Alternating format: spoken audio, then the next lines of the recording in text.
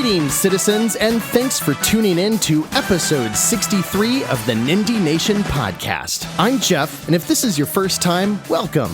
Nindie Nation is your one-stop shop for everything independently developed for the Nintendo Switch. Each and every week, we start on the surface and then dive deep into the depths of the eShop to deliver you the new release Nindies and treasures among the eShop deals to keep your Joy-Cons synced.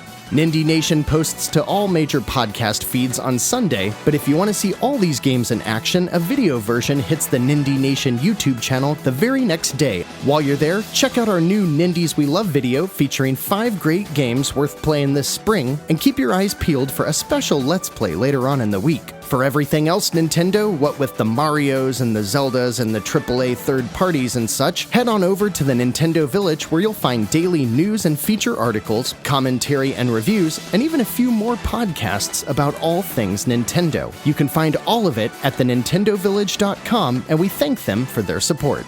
With that out of the way, it's time to start talking Nindies. As usual, we'll kick things off with the games that either shadow dropped or released without any fanfare since last week, and there's only 4, but one of them is quite the doozy. So here are the neglected Nindies released since episode 62.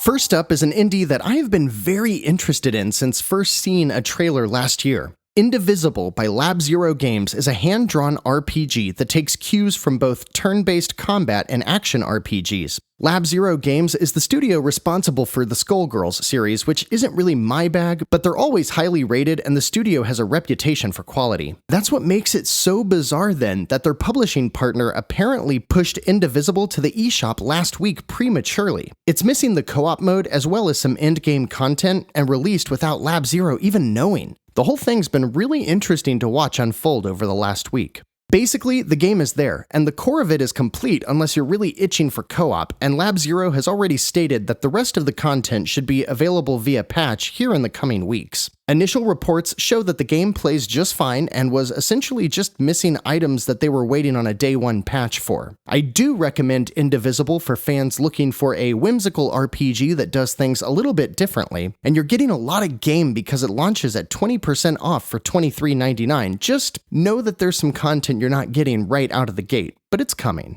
Next up, by developer Umio Studios and publisher Naken, which might be pronounced Nacon, but I'm going to say Naken because it's spelled like bacon, but with an N. We received the highly anticipated Farmer's Destiny for a whopping $39.99. I jest, but this game actually looks like a real-life version of Stardew Valley, just with a lot more tractors and flannel. Alright, let's see how the reviews fare here. Oh. Okay, never mind. Reviews look pretty mediocre across the board. Next! I have a feeling I can summarize the next game on title alone, but let's give Opera House the benefit of the doubt and take a look at last week's Princess Closet, which released for $24.99. Yeah, Okay, yeah, we gotta at least read the first paragraph here. Wow, I gotta fix a bunch of typos. This thing is nearly impossible to read. Okay, let's do this. Fashion and romance will change my life. It's a romance game for girls. Invited by a member of the popular fashion brand Princess Closet, you have been transformed into a fashion model. Although not overwhelmingly dissatisfied, you are bored by the daily, unchanging routine work, and you find yourself wondering, am I okay with the way things are? Until the day Leo, the up-and-coming fashion brand designer, suddenly appears in front of you. At that moment, you never suspected that your encounter with him would change your life drastically. Sometimes reading these things in my basement out loud, by myself, after midnight while my wife and children are sound asleep, makes me question a lot. But we're just going to... And the final neglected Nindie of the week is what happens when you take the visuals of Geometry Wars and turn it into a hardcore instant respawn platformer. Flatland Volume 1 by Cubite Interactive looks like a fun jaunt into the neon-soaked world of try, die, repeat platformers, and it can be all yours for $4.99. Good work, team. Only 4 neglected Nindies from last week. I'm impressed. I just can't get over Indivisible, though. Here's a game I have been anticipating for almost a year. I mean, it looks like a Shantae RPG for crying out loud. I was so excited for it that I bought the physical PS4 version at $10 on a Black Friday sale just a week before it hit Xbox Game Pass. But I've still saved my experience with this game for the Switch release. It finally launches, but completely unexpectedly because of a trigger-happy publisher. I feel for the team at Lab Zero, and I really hope they can see the sales they deserve. If you're picking up Indivisible this week or any of the other neglected Nindies of last week, let me know on Twitter at Nindie Nation. Like last week's incredible lineup, this week is also jam-packed, so let's jump right into the 22 new release Nindies hitting the eShop May 2nd through May the 8th. With a flat $15 price tag, I expected the first title of the week to be published by Ultimate Games or Kairosoft, but the new Tonight We Riot is developed and published by teams I've yet to see on the Switch, Pixel Pushers Union 512 and Means Interactive, respectively. Tonight We Riot plays like a retro brawler or a beat-em-up, but it's crowd-based, so you're managing a team of varied fighters and vehicles rather than a single character. In that sense, it has some elements of an RTS title, which is a nice addition. Tonight We Riot features co-op and an endless mode, so there's a lot to explore, and the concept sounds great on paper, but there's not a ton of other information online, so I'll say throw this one on your wishlist until we actually see how the new Nindie is received. The rest of this week's titles are falling on the big Thursday drop with only a few holdovers on Friday, so get ready for 2 back-to-back days chock full of indie gaming goodness, starting on May 7th with Pong Quest, which is published by Atari, so it might not officially be an indie game, but it is developed by Checkered Inc., and Atari changes ownership so frequently, we're gonna count it. Pong Quest features very basic visuals that call back to the original Pong, but it plays like a top-down dungeon crawler where the battles themselves take place as Pong matches. The matches, however, are not your typical Pong. Instead, they're infused with all kinds of hazards and additions to breathe new life into the 48-year-old original. That seems all well and good, but I still have trouble seeing where the fun is in this game, and I would suggest saving your $15 until we can learn a little bit more about how well Pong Quest is received. Void Bastards is one of the freshest takes on roguelike gameplay we've seen in a long time, and not a title to be missed by fans of first-person shooters or roguelikes. As a cel-shaded first-person shooter, Void Bastards is set in a sci-fi space environment similar to something you'd see out of a 90s action movie, but it looks like a comic book. Before each mission, you scour the map, find a vessel to board, and plan out various aspects of your loadout, including crafting and how to manage or benefit from the random elements of this run's character. Once docked, you'll progress through an enemy space station, taking no prisoners and seeing how far you can make it before succumbing to the dangers of space and starting over with a brand new randomly generated character. Perks and items you crafted previously will carry over and present each new run with a set of new challenges. Void Bastards is brought to us by Humble Bundle and Blue Manchu and is a title worth checking out when it launches on May 7th for $29.99. And it wouldn't be a week without a $14 time-wasting simulator from Kairosoft, and this week they've wrapped a tennis theme around it. But please don't pay any mind to Tennis Club Story because here at Nindie Nation, we don't buy Kairosoft shovelware. Subtle Boom is another new developer to the eShop, and their first release is Fledgling Heroes for $8.49. Essentially an endless runner, Fledgling Heroes takes concepts from games like the Bit Trip Runner series and even Flappy Bird, and then wraps it up in a hand-drawn world full of cute birds like parrots, owls, and toucans. You can customize your birds, and in addition to 90 levels, Subtle Boom included a deep yet accessible level creator and drop-in and drop-out co-op. It looks simple, but it also looks fun and family-friendly. Fledgling Heroes could be a nice addition to your Switch, and it's a bonus that it could be enjoyed by anyone. The next release on May 7th is a Nindie trifecta from Rogue Snail and Akupara Games called Relic Hunters Zero Remix. For those of you new to Nindie Nation, allow me to elaborate on the term Nindie trifecta. As one of the most common types of Nindies released, Relic Hunters Zero Remix is a fast-paced, top-down twin-stick shooter with procedurally generated levels, roguelike mechanics, and RPG elements. What that means is you'll be running around an endless supply of levels, shooting everything in your path, and when you die, you'll take a limited amount of what you've earned and take that into your next run and do it all over again. Relic Hunters includes 7 playable characters, a bunch of mods and community-generated weapons from the PC release, and a reasonable launch price of $9.99. I'd say this one's definitely going on my wishlist. Another release on May 7th that should feel very familiar to fans of indie games is Slayin' 2 by Pixel Licker and FDG Entertainment. Releasing for $11.99, Slayin' 2 is a side-scrolling action game with tons of chaos on screen at any given time. You can select from 8 playable characters, such as a knight, archer, sorceress, or other fantasy-themed characters. It doesn't seem to do too much else other than have a kill the thing, cash in the loop, repeat loop, but hey, $12 seems like the right price for that. And Lonely Mountains Downhill is a game I could have sworn already released on the Switch, but I guess not. It's a downhill mountain bike game that plays a lot like the Trials series, and it's a lot of fun. Published by Thunderful, Lonely Mountains uses a simple low-poly art style to great effect and offers tons of challenges within a very well-made title, and it's absolutely worth checking out for $20 on May 7th. Generally, high-quality publisher Merge Games partners with new developer Infuse Studio this week to bring their single-player, third-person adventure Spirit of the North to the Switch. You play as a fox exploring the landscapes of Iceland in a story that takes root from Nordic folklore. And this game is real pretty. You work alongside a spirit fox, so expect that whole puzzle-solving mechanic where you're both in different areas and completing tasks that fulfill that mutual need. You know, that old video game chestnut. Spirit of the North is another surprising entry this week that has me counting my pennies. And while you'd usually need $25 worth of pennies on this one, if you pick it up this week, it's only $20. A quick peek inside the room where this podcast is recording. As I'm putting together the show notes, our next game has just made me say, seriously? Another game where the world lost all of its color and it's up to, whoa, this game looks awesome. And that's exactly how I feel about Monochrome World by, wait a second, CFK? Is this the game I'm finally going to buy from CFK? It's only $8. Wow, we finally got there, citizens. Okay, so Monochrome World, as suggested, is a world where all color is lost and you are a blob of color or something. You roll around as a ball and leave color behind you, so in that way it's kind of like Super Monkey Ball mixed with Splatoon, and I consider that very high praise because I love both of those games, but it also has a ton of other mechanics and puzzles that make it more like its own adventure game. Monochrome World looks really cool, and I am all about this game this week, and I think I'm going to buy it. So watch for impressions over on Twitter at Nindie Nation. You know, I feel bad because I think Artifex Mundi's bi-weekly releases of point-and-click adventure games actually look decently nice, but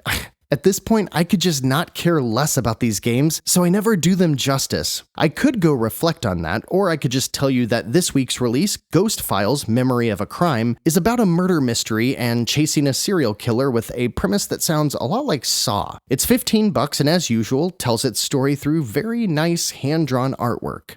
Geratori is, I guess, how you pronounce the name of our next game. It's $7 and releases from Digital Crafter and is some kind of board game where you're claiming territory by moving cubes around a grid. Apparently, it's won a handful of awards, so I guess that means some people think it's good. I've just gone completely numb to any Switch releases that involve cubes, colors, and grids. I really can't tell them apart anymore. This next release is one that I totally forgot was coming, and am willing to bet that it's somewhere between good and great, and is likely also only going to appeal to a very specific group of gamers, of which I fall into. That game is Jay and Silent Bob Mall Brawl, and it's based on the characters and movies from Kevin Smith's View Askewniverse, and it's an 8-bit brawler that looks almost identical to a Kunio-kun or River City game. It releases on May 7th by Interbang Entertainment, and will set you back $15. These names. Okay, you still with me? I know. It's a big week, and almost every game is worth talking about. We've got 9 more games to discuss, and almost every single one is worth considering. So let's keep the train rolling with Infinite Beyond the Mind by Emil Coyo and Blowfish Studios. This $10 2D action platformer is packed with retro nostalgia and all the fantasy trappings to go along with the story of taking down an evil queen in a title that blends genre influences in a way that reminds me of Shovel Knight. I'll be exploring Infinite Beyond the Mind more this week, and I think it's shaping up to be a solid throwback action game. And Art Games Studio brings what looks like a completely pointless game to the Switch for $4 called The Bullet: Time of Revenge, and from what I can tell, you basically run around a 3D open world in what looks like a low-polygon version of Grand Theft Auto. You run around, shoot, blow up, kill things to rack up points, and unlock more things to cause havoc with. You know, sometimes you just gotta mess up the city, and doing so in a video game is much more advisable than the real world. Thanks for coming to my TED Talk. The last new release for the big Thursday drop on May 7th is from another newcomer named Floating Island Games, and their $10 release of cloud-based Prime is absolutely 100% their take on a modernized Jumping Flash. If you're not familiar with Jumping Flash, the PlayStation 1 launch game, it's kind of the first-person shooter on a console. You're this weird jumping rabbit robot thing, and you jump crazy high across platforms while shooting down at enemies in arena-like levels, and that's exactly what I'm seeing in cloud-based Prime. As the description says, in this game you do 3 things: jump, shoot, and jump while shooting. Sign me up, because it looks great. Moving on to Friday, May 8th, we have 6 entries, and I'm considering purchasing almost all of them. First up is Feathery Ears for $9.99 from Ultimate Games, and it's one of the more interesting releases I've seen from this otherwise underwhelming publisher. And you know, I've said that a couple of times recently, so maybe they're finally starting to turn things around.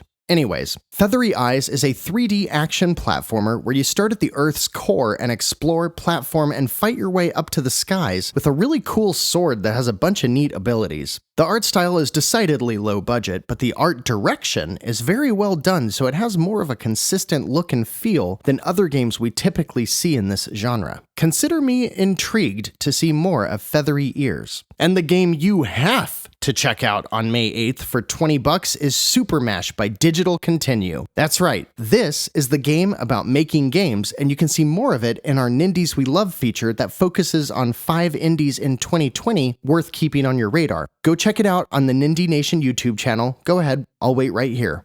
Super Mash tells a lighthearted story about some kids working at a game store who find a magical game console that can mash 2 games together, and it's up to you to build the game of your customers' dreams. Select from genres like JRPG and stealth games, and watch as Super Mash creates a completely original game, complete with bugs, goals, a story. I mean, it's really impressive, and it's always fun. Super Mash has a great 15 to 20 minute gameplay loop that makes it perfect for the Switch. So even though I already own this game on the PC, I think I'm going to get it this week on the Switch, and I suggest you do the same. If you do, let's share some level codes on Twitter at Nindie Nation, because if you like the random creation you're given, you can upload a short code of it and share it with the world, just like with Mario Maker. And then we have a title that I think is pretty awesome, which is fitting because it's developed by Awesome Games Studio, and it even has a demo you can check out for yourself right now. That game is Fury Unleashed, and it's among our picks for Nindie of the Week. Fury Unleashed is a 2D run-and-gun that takes place inside of a comic book come to life.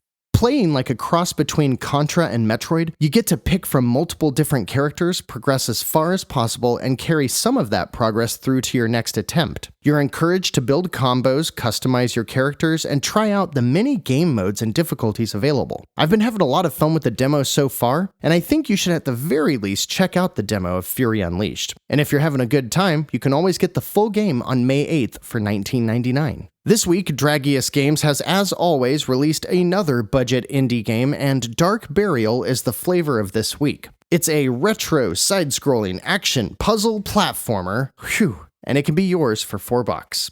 Megabyte Punch is a 2.5-dimension beat-em-up by Team Reptile that launches for $14.99 and puts you inside of a computer protecting your town from invasion by all sorts of funky little robots. As you beat up the other robots, you get to take their parts to build onto yourself, which is a fun little mechanic, but is otherwise going to be a title better suited for a price point below $10. And wrapping up a big week of new releases, we have a game that really is something else.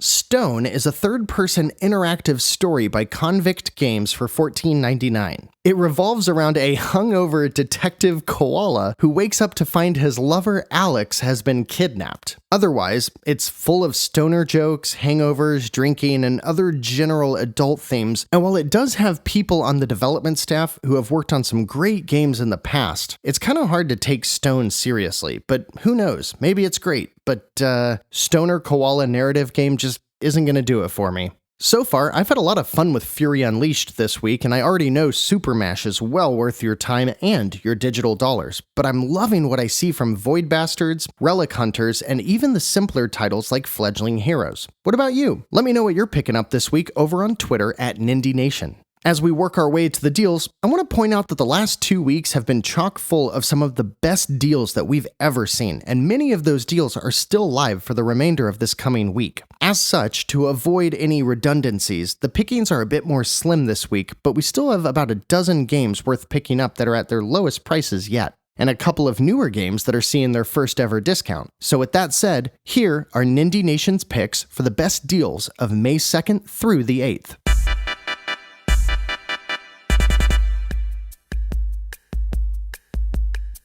Lapis X Labyrinth is a bonkers 2D hack-and-slash game with crazy addictive gameplay loops. If you love level grinding, collecting loot, and chaining together combos, check out one of my favorite games from 2019 while it's half off for $14.99. Ding Dong XL is the only repeat from the last couple of weeks, but while it's on sale for 9 cents, I just want to remind everyone to pick up this super simple title that's fun for just about anyone. I mean, come on, it's 9 cents.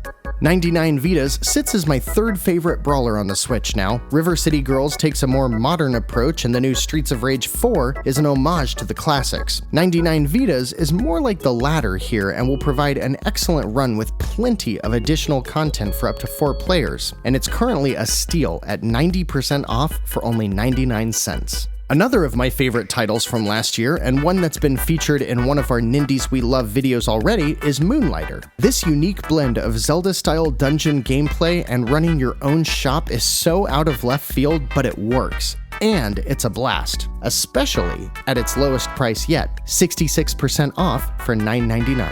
Yoku's Island Express is a game a ton of people love, but at Nindie Nation we fell off of it after a bit. It's a pinball game, but it's also a Metroidvania. If you love pinball and you love Metroidvanias, take a look at Yoku's Island Express, or just take a look if you want something completely different. It's a really good game, I just ultimately burn out on it, but I still think it's worth $6.79 while it's over 65% off. Yooka-Laylee is the 3D mascot platformer by the team who brought you Banjo-Kazooie, and it's everything that a fan of those classics could want.